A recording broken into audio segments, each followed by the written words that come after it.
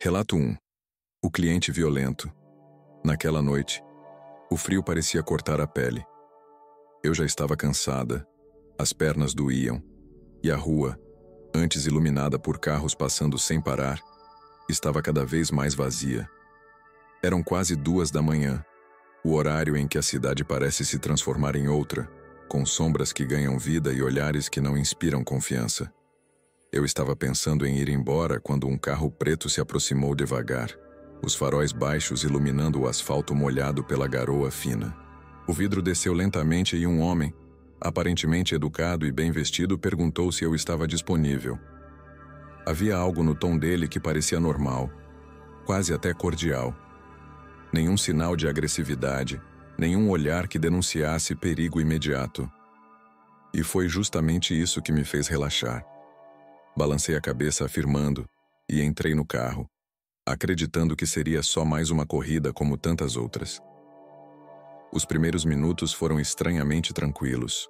Ele dirigia em velocidade normal, perguntou meu nome, fez 2 ou 3 piadas que arrancaram de mim sorrisos forçados. Mas logo percebi que havia algo errado. No painel, o GPS mostrava uma rota simples, curta. Mesmo assim, ele dobrou em uma rua lateral que não fazia parte do caminho. No início, pensei que fosse apenas um atalho. Perguntei para onde estávamos indo. Ele demorou alguns segundos antes de responder. A voz veio calma, mas carregada de algo que eu não conseguia identificar. Relaxa, já estamos chegando. Não disse onde. Não olhou para mim. Só continuou dirigindo, como se o silêncio fosse parte do plano. Meu corpo inteiro ficou em alerta. A cada curva, percebia que estávamos nos afastando das avenidas iluminadas.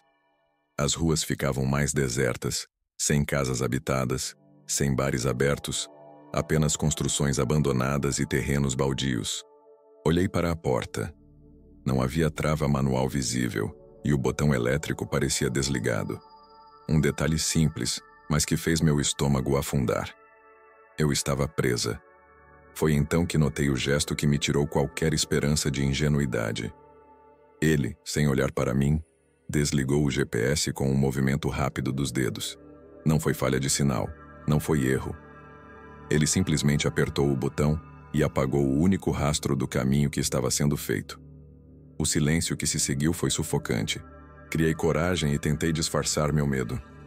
Disse que não estava me sentindo bem, que talvez fosse melhor me deixar em algum lugar próximo. Ele riu. Não foi uma risada natural, mas seca, quase debochada. Calma, não vai demorar, respondeu. Foi aí que entendi. Não era apenas uma corrida. Minha mente disparou 1000 pensamentos ao mesmo tempo. Olhei pela janela procurando alguma forma de escapar.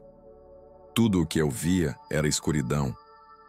Cada esquina parecia nos levar para mais longe da cidade, mais fundo em um vazio sem testemunhas. Pensei em abrir a porta em movimento, mas o carro corria rápido demais. Pensei em gritar, mas quem ouviria? Não havia viva alma naquelas ruas. Foi então que avistei algo à frente. Um posto de gasolina fechado, escuro, mas com câmeras apontadas para a rua. Aquele detalhe foi como uma fagulha no meio do desespero. Fiz a única coisa que me ocorreu. Peguei o celular e fingi atender uma ligação. Oi, já estou chegando. Estou nesse carro preto, placa tal, estou quase no posto.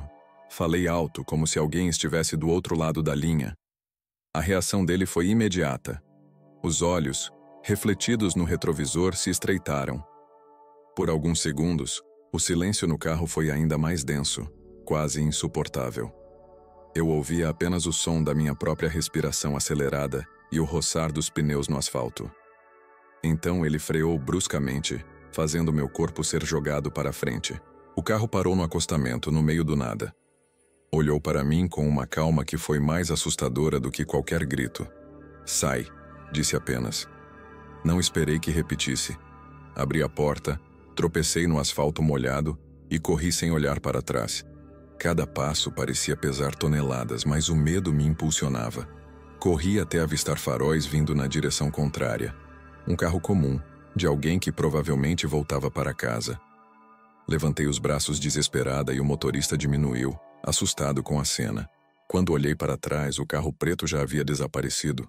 Nenhum sinal de onde ele foi, como se tivesse engolido pela escuridão.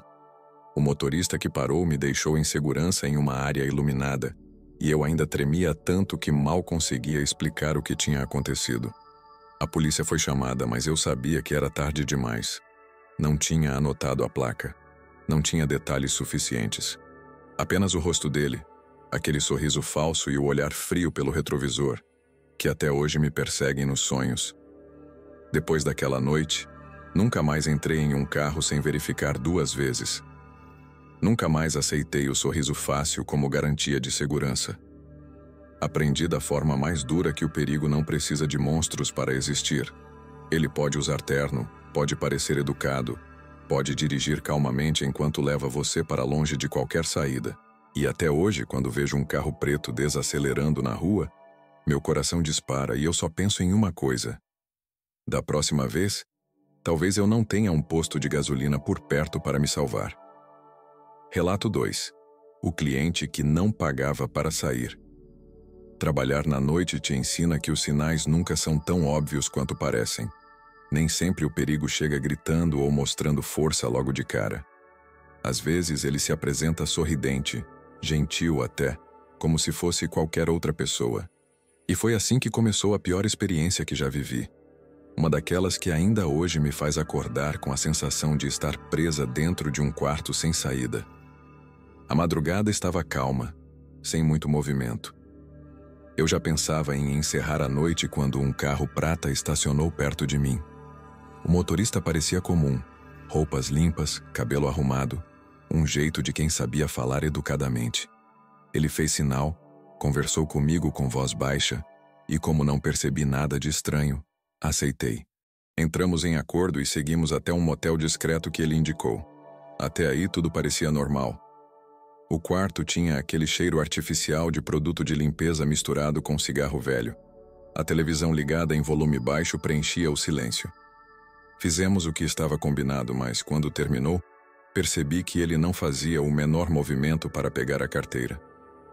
Ficou deitado na cama, olhando para o teto como se eu não estivesse mais ali. Esperei alguns segundos e então perguntei com firmeza sobre o pagamento. Ele virou a cabeça devagar, sorriu de canto e disse: "Depois." A resposta me deixou em alerta. Tentei não demonstrar nervosismo, mas o jeito como ele falava, como se tivesse todo o controle da situação, acendeu um sinal vermelho. Reforcei que precisava receber antes de sair, e foi aí que o sorriso sumiu. Ele se sentou na beira da cama e passou a me encarar em silêncio, como se estivesse avaliando cada reação minha. Fiz menção de pegar a bolsa para sair, mas ele se levantou rápido e ficou entre mim e a porta. Não ergueu a voz, não me ameaçou com gestos explícitos, mas o simples ato de bloquear a saída já dizia tudo. "Por que a pressa?" perguntou, num tom quase calmo, mas que tinha um fundo carregado. O quarto, que antes parecia apenas pequeno, de repente virou sufocante. Minhas mãos começaram a suar. Eu sabia que gritar não adiantaria. As paredes daqueles lugares são grossas, feitas para abafar qualquer coisa. A televisão continuava ligada, e o contraste da cena com aquele barulho de fundo fazia tudo parecer ainda mais surreal. Pensei em reagir fisicamente, mas ele era maior e mais forte. Então comecei a falar com calma, tentando ganhar tempo. Disse que alguém sabia onde eu estava, que tinham anotado a placa do carro dele. Inventei uma amiga que me esperava e que já estava me mandando mensagem. A cada frase eu observava seus olhos. Ele não parecia acreditar completamente, mas também não parecia disposto a arriscar. Por alguns segundos, pensei que meu blefe não tinha funcionado. Ele deu 2 passos para frente, tão perto que eu podia sentir o cheiro de álcool misturado com perfume barato. O coração batia tão alto que eu mesma conseguia ouvir.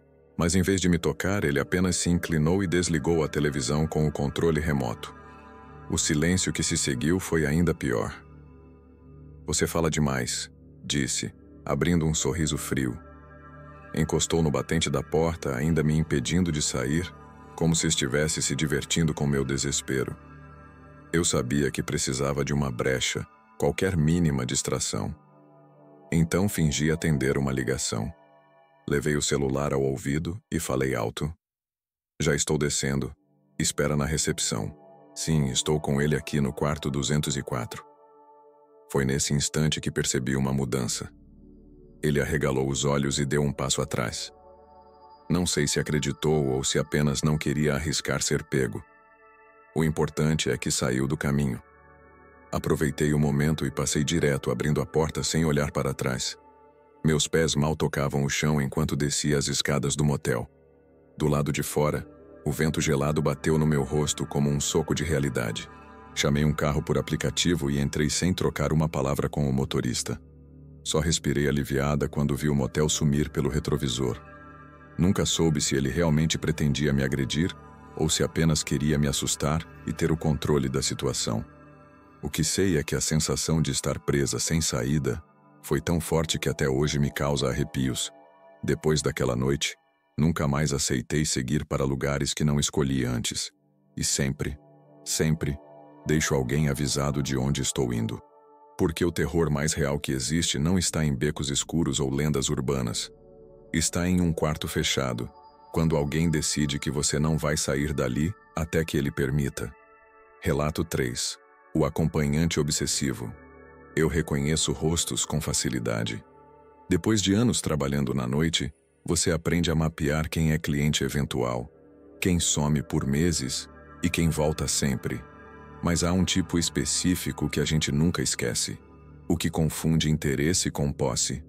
Foi assim com ele. No começo pareceu inofensivo. No fim, eu estava mudando trajetos, inventando rotinas, olhando todo o retrovisor 2 vezes antes de descer do carro. A primeira vez foi comum. Ele parou o carro com gentileza. Vidro baixo, a voz limpa de álcool e um sorriso medido que tentava passar segurança. Conversamos pouco, tudo dentro do combinado. Quando terminou, pagou sem drama e disse: "Se cuida." A frase naquele contexto soou até educada. Só que 2 dias depois, ele reapareceu. Parou no mesmo ponto, mesmo horário, mesmo sorriso. Coincidência, pensei. Não era. Na 3ª noite seguida, eu mudei de quarteirão. Ainda assim, ele me encontrou com uma naturalidade que me gelou por dentro, como se soubesse exatamente onde eu estaria. "Te procurei ontem", disse com a leveza de quem fala sobre encontrar um amigo. A forma como passou por cima do meu silêncio acendeu um alerta pequeno, mas constante. Atendi, porque era trabalho. Mas a partir dali, o tom mudou. Ele começou a cuidar de mim sem que eu tivesse pedido. Enviou mensagem que eu nunca lhe dei permissão para mandar, avisando que certas ruas eram perigosas, que eu não deveria aceitar corrida de alguns motoristas, que era melhor eu voltar mais cedo. Um controle travestido de preocupação. Respondi com educação, tentando pôr limites. Ele respondeu dobrando a aposta. "Tudo bem. Posso te levar para casa então?" Recusei. Naquela mesma noite, quando terminei o turno e caminhei até o ponto onde sempre chamava o carro por aplicativo, vi os faróis dele refletirem na vitrine de uma loja. O carro estava estacionado do outro lado da rua, motor ligado, faróis baixos, como se fosse coincidência outra vez. Fingi que não vi, subi no aplicativo e selecionei um motorista qualquer. Mudei o ponto de encontro 2 vezes. Dei a volta no quarteirão. O carro dele me acompanhou a meia distância, respeitando os sinais, como um predador paciente. Quando meu motorista chegou, entrei sem olhar para trás. Pedi para que fizesse um caminho diferente até meu bairro. Ele seguiu em outra direção e eu respirei. Alívio curto. No dia seguinte, uma mensagem. "Chegou bem." Não respondi. Bloqueei o número. À noite, ele apareceu a pé. Disse que tinha perdido o telefone. Eu quis acreditar para evitar confronto, mas os olhos dele não tinham urgência de quem perde algo. Tinha, isso sim, a calma de quem sabe exatamente onde você vai estar. "Posso te esperar até você terminar?" Perguntou, como se já fosse um combinado. "Não", respondi, firme, com o corpo inteiro em alerta. Ele sorriu, não insistiu. 30 minutos depois, o carro dele reapareceu na esquina. Passei a mudar pontos, horários e pares de sapatos só para confundir as pistas. Em uma madrugada, combinei com uma amiga de sairmos juntas, uma cobrindo a outra. Trocamos locais no último minuto. Mesmo assim, pouco antes do fim, lá estava ele, encostado numa porta de ferro, braços cruzados, observando de longe. O tipo de presença que toma o ar da rua sem tocar em você. Minha amiga perguntou se era meu namorado. Eu ri, nervosa, e disse: é alguém que não entende a palavra não. Decidi cortar. Quando ele parou o carro de novo, fui direta. Disse que não atenderia mais, que essa insistência passava do limite, que não me encontrasse de novo. Ele manteve o sorriso e respondeu: você não entendeu? Lá fora é perigoso. Eu fico por perto para garantir que nada aconteça. A frase bateu como ameaça coberta de algodão. Não acontece mesmo, respondi. Quando a pessoa que insiste em ficar por perto vai embora. Fechei a conversa ali e me afastei. Aquela noite foi longa. Em cada esquina, eu procurava faróis conhecidos. Em cada vitrô espelhado, eu me olhava como quem confere se a sombra atrás é minha ou de outro. E foi por isso que eu percebi quando um carro baixo, silencioso, começou a fazer as mesmas conversões que eu, mantendo 2 semáforos de distância. Mudei de calçada, cruzei fora da faixa, entrei num mercadinho 24 horas e comprei uma água que não queria, só para ter câmeras me olhando. O carro passou em frente mais uma vez. Era ele. Mandei mensagem para um amigo motorista e pedi resgate fora do ponto. Enquanto esperava, fiquei dentro da loja, perto do caixa, onde a luz é fria e os olhos de gente comum valem mais que qualquer coragem. O carro dele estacionou sem pressa do outro lado da rua. Os faróis apagaram. O tempo ficou denso. Quando o carro do meu amigo apareceu, saí e entrei rápido. Pedi para dar 2 voltas no quarteirão antes de seguir. O carro dele veio atrás por uma quadra. Depois sumiu. Achei que tinha acabado. Não tinha. No dia seguinte, acordo com notificações novas. Um perfil sem foto em uma rede social me seguia e curtira fotos antigas de meses antes. Comentários vagos do tipo "linda", sob imagens que nem eram públicas até pouco tempo atrás. Ele tinha encontrado meu perfil fechado via marcações de terceiros. Deixei de seguir, bloqueei, revisei permissões. Menos de 1 hora, e o perfil voltou com outro nome. Bloqueei de novo. É como varrer água de chão inclinado. Você finge que consegue, mas ela sempre tenta voltar. Procurei uma delegacia da mulher e fiz um boletim. Expliquei a insistência, mostrei prints, descrevi o carro. A policial foi objetiva. Mantenha distância, registre tudo, compartilhe sua localização em tempo real com alguém de confiança. Evite trajetos repetidos. Saí com a sensação agridoce de quem tem um papel na mão e um meio de vida que me faz caminhar pelas mesmas ruas. 3 noites depois, a cena que me decidiu mudar tudo. Eu encerrava mais cedo, cansaço nos ossos, e optei por um atalho por trás de um hotel, onde as guaritas costumam estar acordadas. No meio do beco, ouvi passos sincronizados aos meus, o eco reverberando de parede a parede. Virei devagar. Ele estava ali, sem o carro, capuz abaixado, mãos nos bolsos, sempre nos bolsos, e aquele mesmo sorriso que aprendi a temer. Não precisa se assustar, disse, como se pedisse calmaria a um bicho acuado. Eu vim só te acompanhar. É perigoso. Senti a raiva certa crescer por cima do medo. A raiva que organiza. Joguei a voz para o alto, mais alto do que eu jamais tinha feito, e disse: então acompanha daqui. Virei o corpo para a guarita do hotel e acenei como quem conhece o porteiro.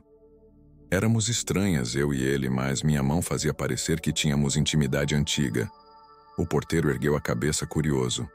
Gritei para ele em frase inteira: moço, o senhor viu esse rapaz me seguindo a quadras, né? O porteiro, sem entender direito, respondeu: se eu vi ele te incomodando, eu chamo a polícia. O olhar do meu perseguidor mudou 1 milímetro, o suficiente para eu saber que tinha rachado a superfície. Ele deu 2 passos para trás, como quem não quer cena.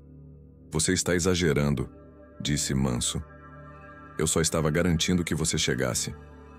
Eu chego, respondi, com gente me vendo. Tirei o celular do bolso e enquadrei o rosto dele, desta vez sem tremer. Se vier de novo, eu registro e venho aqui nessa guarita com seu vídeo. Ele abaixou o rosto, cobriu metade com a mão e sumiu pela lateral, rápido e silencioso como sempre foi. O porteiro saiu, me perguntou se eu estava bem. Pedi para ficar ali por uns minutos, só até a coragem desacelerar. Na semana seguinte, mudei rotas definitivas. Combinei com 2 amigas de nunca mais encerrarmos sozinhas. Trocamos pontos com códigos que só nós entendemos. Um motorista de confiança passou a fazer o trecho final. Ninguém mais me deixa a um quarteirão de casa. Agora me deixa sob câmera, sob porteiro, sob gente. Comprei um alarme pessoal pequeno, desses que apitam alto e deixo preso no zíper. E fiz algo que adiei por orgulho. Aceitei ajuda. Síndico, porteiros, gente que varre calçada, frentista do posto. Eles viraram minha pequena rede. Nome e descrição do carro circulou. Placa anotada quando apareceu por perto. Não é garantia absoluta, mas muda o jogo. Ele tentou mais 2 vezes. A primeira, com o carro em velocidade baixa na minha rua. Dei meia volta e entrei numa lanchonete cheia. A segunda, numa mensagem de um novo número dizendo senti sua falta. Não respondi. Enviei o print para o inquérito e apaguei. Aos poucos, a sombra dele foi ficando menos espessa, até virar apenas um cuidado a mais na lista do que eu faço sem pensar. Hoje, quando alguém pergunta por que sou paranoica, por que olho tanto para trás, por que escolho calçadas com vitrines, por que prefiro faróis a postes apagados, eu não discuto. Só respondo que algumas pessoas confundem presença com direito, e que se eu voltei inteira de certas madrugadas, foi porque tratei o cuidado como método, não como medo. A noite continua a mesma, com suas esquinas cansadas e seus rostos desconhecidos. Eu é que mudei. Aprendi que dizer não é importante, mas que dizer não em voz alta, com gente ouvindo, às vezes é o que separa você de quem insiste em achar que pode te acompanhar até a porta de casa. Relato 4. O carro que nunca ia embora. Era quase 4 da manhã quando decidi encerrar a noite. O corpo cansado, a mente rodando no piloto automático, aquela vontade urgente de chegar em casa, tomar um banho rápido e me jogar na cama. Peguei o ônibus até certo ponto e depois caminhei pelas ruas que já conhecia de cor. A cada madrugada, repito os mesmos passos, e isso dá uma falsa sensação de segurança, como se a rotina fosse uma espécie de escudo. Só que naquela noite, tudo que era familiar virou ameaça. Notei primeiro pelo reflexo de uma vitrine apagada, um carro parado na esquina, faróis desligados, motor baixo.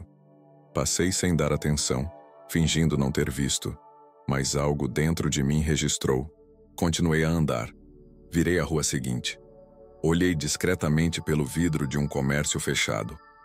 O carro tinha dobrado também, mantendo distância suficiente para não chamar atenção, mas próxima demais para ser coincidência.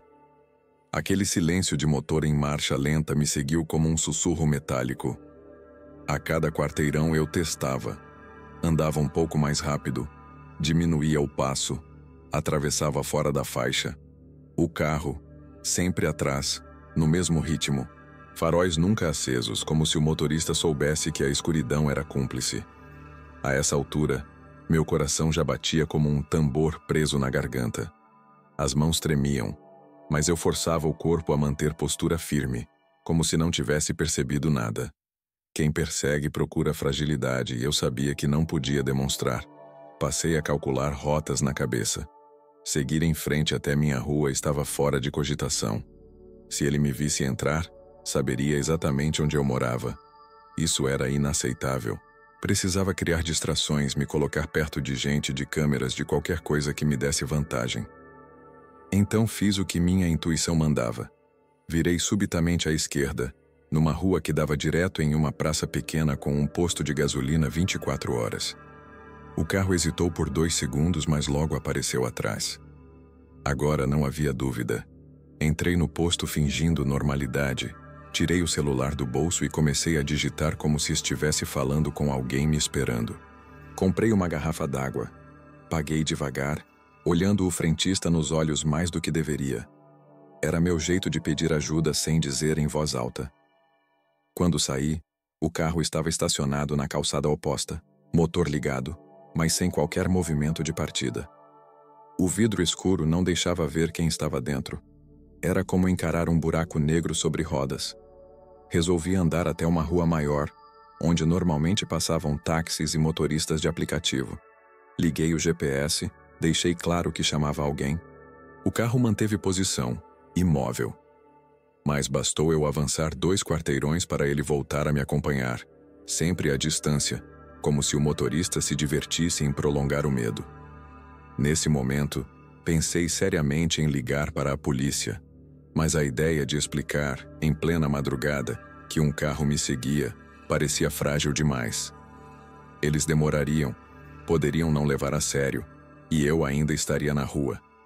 Foi então que decidi criar meu próprio desvio. Vi uma lanchonete ainda aberta na esquina, luz forte, algumas pessoas dentro. Atravessei rápido, empurrei a porta e sentei no primeiro banco. Pedi um café só para justificar. Pelo reflexo do vidro, vi o carro passar devagar, desacelerando diante da porta. O motorista não desceu, não fez nada além de observar. O carro ficou parado ali, minutos que pareceram horas.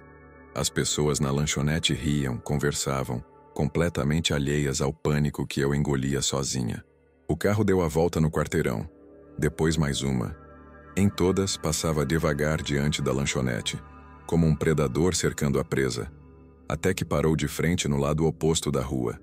Luzes apagadas, carro imóvel, mas a presença era quase física.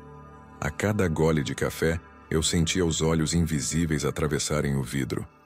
Era como estar presa em uma jaula de vidro, vigiada a cada movimento. Meu celular vibrou com a resposta de um amigo motorista, para quem eu havia mandado mensagem discreta minutos antes. Ele viria me buscar dali a 10 minutos. O problema era sair. E se, no trajeto até o carro dele, o perseguidor resolvesse agir? Esperei, o café esfriando diante de mim, os dedos gelados.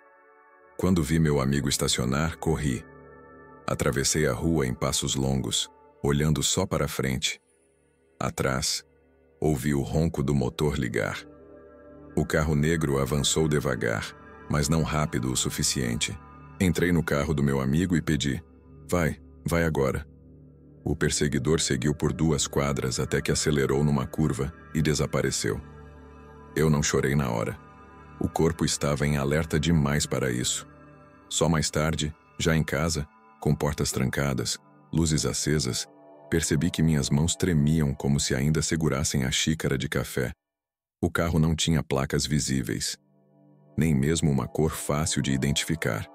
Preto, comum, anônimo, como a própria ameaça que representava. Desde então, não consigo mais ignorar reflexos em vitrines, faróis apagados na distância, motores em marcha lenta que parecem esperar alguém. A paranoia virou instinto. E naquela noite, eu aprendi uma verdade que não me deixa em paz. Não é preciso que alguém bata na sua porta para invadir sua vida. Basta que fiquem do lado de fora, imóveis, te olhando, até você perceber que não há como saber quando, ou se, vão embora. Relato 5. O homem que esperava no escuro. A madrugada sempre tem um som próprio na minha rua. Depois das 2, o barulho de bares fecha. Os carros somem e sobra um vento que empurra sacos de lixo pelo asfalto. Eu já conhecia esse cenário de cor. Terminei o turno, peguei um carro por aplicativo até o quarteirão de casa e desci na esquina como sempre faço para evitar parar exatamente em frente ao prédio. Caminhei pelas sombras contando mentalmente os passos entre um poste e outro, chave já na mão, bolsa cruzada no peito. Tudo certo até eu ver a porta do prédio entreaberta. Aquilo não acontecia. O porteiro noturno tinha o costume de deixar a porta encostada só quando estava varrendo a recepção, mas naquela noite a guarita estava apagada e a vassoura encostada atrás do balcão, como se alguém tivesse levantado às pressas e nunca mais voltado. A sensação de estar sendo observada subiu pelo pescoço. Toquei o interfone do 203, minha vizinha amiga, só para registrar barulho no saguão.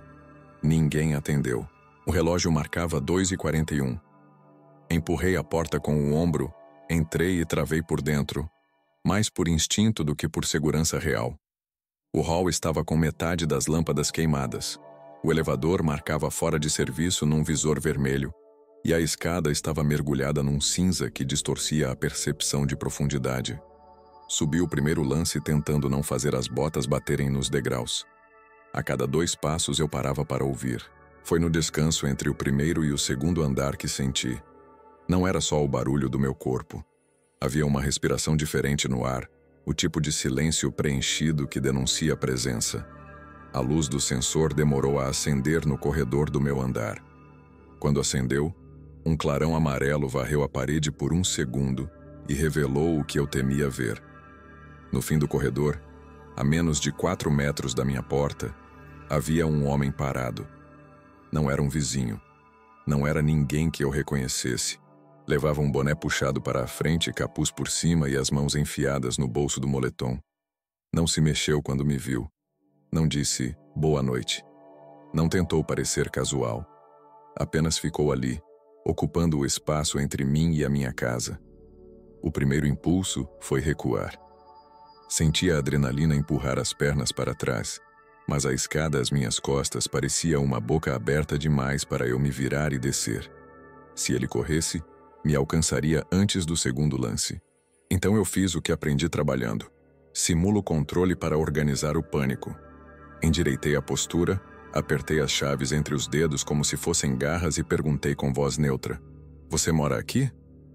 Ele levantou o rosto, só o suficiente para me encarar. O que tinha nos olhos não era timidez, nem confusão. Era cálculo. "Esqueci o isqueiro no corredor", disse, apontando com o queixo para o tapete em frente ao 203. Apontei o interfone do meu bolso e respondi que ia chamar o síndico. Ele não recuou. Deu um passo curto para o lado, posicionando o corpo de forma a ficar entre mim e o meu apartamento. No mesmo instante, meu telefone apitou com 12% de bateria. Tentei tocar 190, mas me dei conta de que, se eu mostrasse que estava ligando, ele reagiria. Em vez disso, abri o aplicativo da portaria que salva o histórico de câmeras. Tela carregando. Nenhum sinal. Wi-Fi do prédio fora do ar. Olhei de relance para as portas.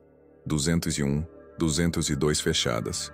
203 com um filete de luz por baixo. Talvez a vizinha estivesse acordada. Se eu chegasse até lá, poderia tocar. O homem percebeu meu olhar e mudou de posição mais uma vez, num movimento mínimo, fluido, que deixava claro o recado.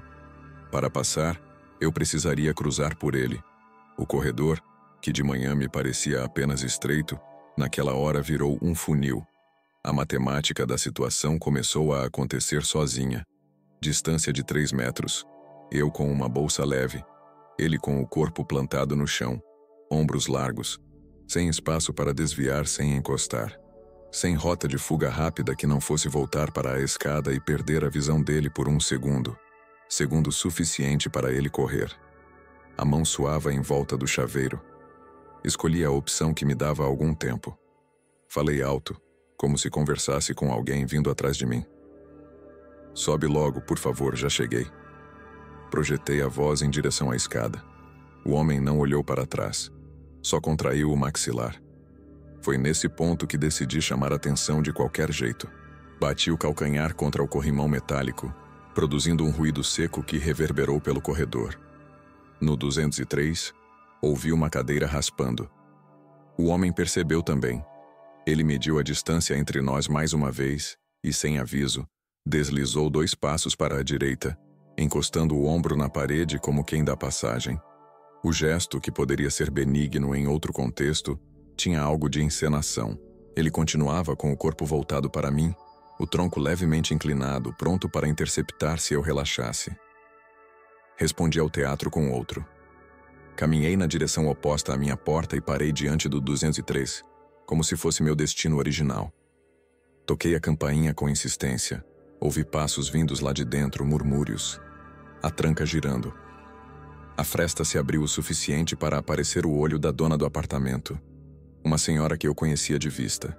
Antes que ela perguntasse, eu disparei. Tem um homem desconhecido no corredor. Pode chamar o síndico e a polícia? O desconhecido ouviu cada sílaba. Não correu. Também não se aproximou. Apenas tirou as mãos dos bolsos pela primeira vez. Estavam vazias. O fato não me tranquilizou. A vizinha pediu que eu entrasse. Dei meio passo para dentro e mantive o corpo atravessando a porta, como quem não quer fechar completamente para não perder de vista a ameaça. O homem recuou um palmo. A senhora começou a ligar para o síndico com as mãos trêmulas. Eu aproveitei o momento para pegar o celular de novo e abrir a câmera apontando para ele. Estou gravando. Seu rosto está aparecendo. O boné baixou mais um pouco. Ele virou para a escada sem barulho, mas não desceu. Ficou parado na beirada do lance no ponto cego entre a lâmpada do corredor e o breu da escada, como quem aguarda outra chance. Segurei a porta com um pé e sussurrei para a vizinha. Se eu entrar e fechar, ele pode tentar forçar. Se eu ficar aqui fora, viro alvo fácil. Nenhuma opção parecia boa. Decidi por uma terceira. Estiquei o braço com a câmera e comecei a narrar em voz alta. Corredor do segundo andar. Homem de moletom cinza, boné preto parado próximo à escada. Registro para a polícia. Eu queria que ele soubesse que aquele momento existiria em algum lugar além do nosso medo. A estratégia deslocou alguma coisa. Ele desceu um degrau, depois outro, agora com pressa contida, e sumiu no escuro da escada. Esperei ouvir a porta do térreo abrir. Nada. Silêncio. Olhei para a vizinha. Trava, por favor. Fechamos. O síndico atendeu na terceira tentativa. Sonolento. Prometeu acionar o porteiro que morava a 2 ruas e ligar para a polícia de imediato. Eu, com a pulsação no pescoço, escutei o corredor tentando me contar se ele tinha realmente ido embora. O silêncio às vezes é só o som da intenção escondida. 2 minutos depois, outra vizinha no 202 abriu a porta e perguntou o que acontecia. Expliquei rápido. Pedi para que não saísse. Em menos de 5 minutos, tempo que pareceu meia hora, ouvimos vozes masculinas vindas da escada. O síndico, de bermuda e chinelo, subiu com um cacetete improvisado. Atrás dele, o porteiro, ainda de camiseta, suado, com uma lanterna forte. Vasculharam a escada de cima a baixo. Encontraram a porta do térreo entreaberta, a rua vazia, nenhum homem no perímetro. O síndico ligou para a polícia para atualizar. Eu respirava como se tivesse corrido uma maratona sem sair do lugar. Quando o dia clareou, vimos melhor os detalhes. Havia um amassado novo no corrimão, como se alguém tivesse usado para se esconder rente à parede. No patamar entre o primeiro e o segundo andar, marcas de sola em poeira revelavam o vai e vem de alguém que esperou mais do que deveria. E na porta do meu apartamento uma linha de gordura ovalada na altura da maçaneta, como se dedos tivessem testado o metal antes de eu chegar. O porteiro jurou que tinha trancado a porta da rua. O síndico, irritado, prometeu trocar o fecho. Eu, por dentro, entendi o que já sabia. Às vezes, a diferença entre o que acontece e o que quase aconteceu é de segundos. Nos dias seguintes, adaptei rotinas. Combinei com a vizinha do 203 de sempre me avisar quando estivesse acordada. Passei a mandar mensagem no grupo do prédio quando estivesse a caminho, para alguém ouvir minha chegada pelo interfone. Comprei um spray de pimenta legalizado e deixei as chaves no bolso com as pontas para fora, já na porta do prédio. E, acima de tudo, decidi não romantizar pressentimento. Se a porta estiver entreaberta, se a luz estiver diferente, se o elevador estiver inexplicavelmente parado, não entro sem barulho. Grito, acordo o vizinho, peço companhia. A vergonha passa. O tipo de susto daquela madrugada, não. Nunca soubemos quem era o homem. Não voltou, pelo menos não que eu tenha visto. Mas o corredor, que antes era só um caminho entre mim e a cama, virou uma prova de que o risco mais real não lateja com efeitos especiais. Ele veste moletom, se encosta na parede, calcula a sua distância e espera um momento de distração. E é por isso que repito para mim, toda vez que a luz do sensor demora a acender, Não é paranoia se já serviu para voltar para casa inteira. Final. Se esses relatos fizeram você repensar a sensação de segurança ao andar sozinho, se provocaram aquele frio no estômago só de imaginar passar por situações semelhantes, então deixe seu like agora mesmo. Isso ajuda a espalhar essas histórias para mais pessoas que talvez precisem de um aviso antes de viverem algo parecido. Compartilhe este vídeo com alguém próximo. Você pode não perceber, mas pode estar alertando alguém que corre o risco de atravessar sozinho uma rua escura, entrar em um carro errado ou confiar na pessoa errada. E eu quero saber de você. Já passou por alguma experiência estranha ou assustadora, estando sozinho à noite, em casa ou durante uma viagem? Deixe seu relato nos comentários. Muitas histórias que chegam até aqui vieram justamente de pessoas como você. E sua experiência pode ajudar a abrir os olhos de outros. Não se esqueça de se inscrever no canal. Aqui, cada história não é apenas um conto. É um lembrete de que o terror pode estar em qualquer esquina, em qualquer porta, em qualquer olhar que dura um segundo a mais do que deveria. Inscreva-se, se tiver coragem.